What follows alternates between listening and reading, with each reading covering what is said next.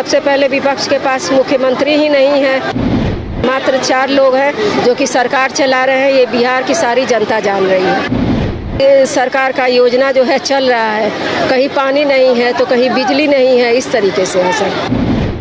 Walk with Bihar में हमारे साथ पूर्णिमा यादव जी हैं जो पूर्व विधायक हैं और गोविंदपुर की संभावित प्रत्याशी भी हैं। आप अरसे से चुनाव लड़ती रही हैं मैडम, इस बार के चुनाव और दूसरे बार के चुनाव में क्या अंतर महसूस करती हैं?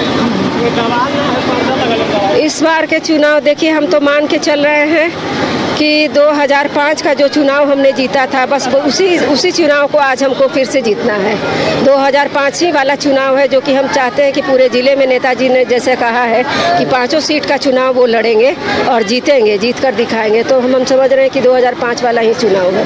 मैडम, आपको लग रहा है कि कोई 1-2 मुद्दे ऐसे हैं जिनको लेकर विपक्ष के समर्थन में बाकी लोग आ जाएं, जो लोग अभी नहीं हैं, वो सारे एक साथ एकजुट हो जाएंगे? कोई मुद्दा ऐसा आपको नज़र आ रहा है? विपक्ष में कोई ऐसा मुद्दा तो नहीं नज़र आ रहा है सर अभी। नहीं, आरजेडी के पास ऐसा कोई बड़ा मुद्दा आपको लगता है? आरजेडी के पास अभी बड़ा मुद्दा ये है कि अभी बिहार को बचाना है और एक नया बिहार बनाना है। इसलिए सबसे बड़ा मुद्दा यही है कि लोकतंत्र खतरे में है, इस लोकतंत्र को भी बचाना है बस। आप SIR एक बड़ा मुद्दा बना है, इसके अलावा एंटी इनकम्बेंसी एक फैक्टर है, और भी आप ग्राउंड पे घूम रही हैं, कौन सा मुद्दा आपको बड़ा नज़र, क्या SIR बड़ा मुद्दा लगता है या एंटी इनकम्बेंसी ज़्यादा बड़ा मुद्दा है? एंटी इनकम्बेंसी ज़्यादा।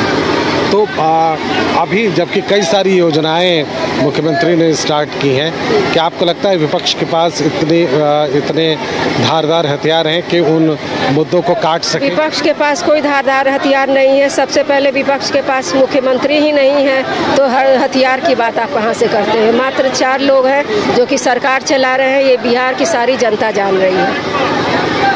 जी, आप जो योजनाएं अभी राज्य सरकार चला रही है, उनका काट आप पब्लिक में देख रहे हैं क्या? अभी आप महिलाओं से संवाद कर रही थी, उनको कई तरह की योजनाएं दी जा रही हैं, उनका लाभ उन तक पहुंचेगा? उनका लाभ उनके तक नहीं पहुंच पाया। बहुत सी महिलाएं मिलती हैं इस दौरान, कहती है कि हमको पेंशन नहीं मिल रहा है, हमको आवास नहीं मिल रहा है। मतलब सब कुछ होते हुए भी कि सरकार का योजना जो है चल रहा है, कहीं पानी नहीं है तो कहीं बिजली नहीं है, इस तरीके से है सर। एक इशू ये है कि बिहार में ख़ास तौर पर या यूपी के कई इलाकों में महिलाएं वहीं वोट डालती हैं जहां पुरुष उन्हें कहते हैं। इस तरह के संवाद के माध्यम से क्या जागरूकता आ पाएगी महिलाओं में? ये तो सही बात है कि जहाँ पुरुष कहते हैं वहीं महिलाएं वहाँ वहीं वोट डालती हैं। लेकिन कुछ महिलाएं ऐसी हैं जो कि सोचती हैं, और खासकर निचले तबके की महिलाएं, वो लोग कहती भी हैं कि कहीं ऐसा तो नहीं होगा कि आप आए हैं तो वोट हमसे ले लीजिएगा, फिर मिलने नहीं आइएगा।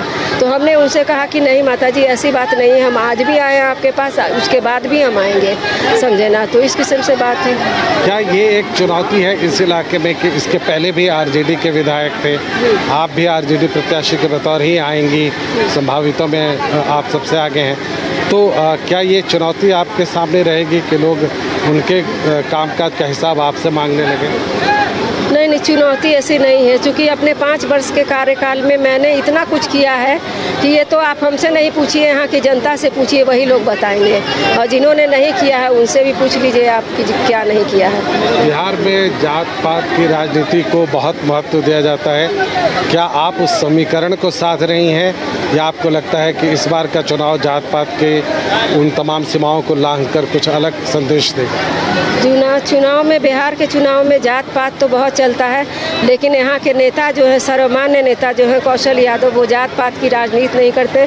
जब से मैंने उन्हें देखा है 2005 से, वो जात पात की राजनीति नहीं करते। वही पूरे ज़िला में एक ऐसे शख्स है जो कि जात पात की राजनीति करते, हर एक जात को लेकर चलते हैं, और उनके फुलवारी में सब तरह के फूल हैं।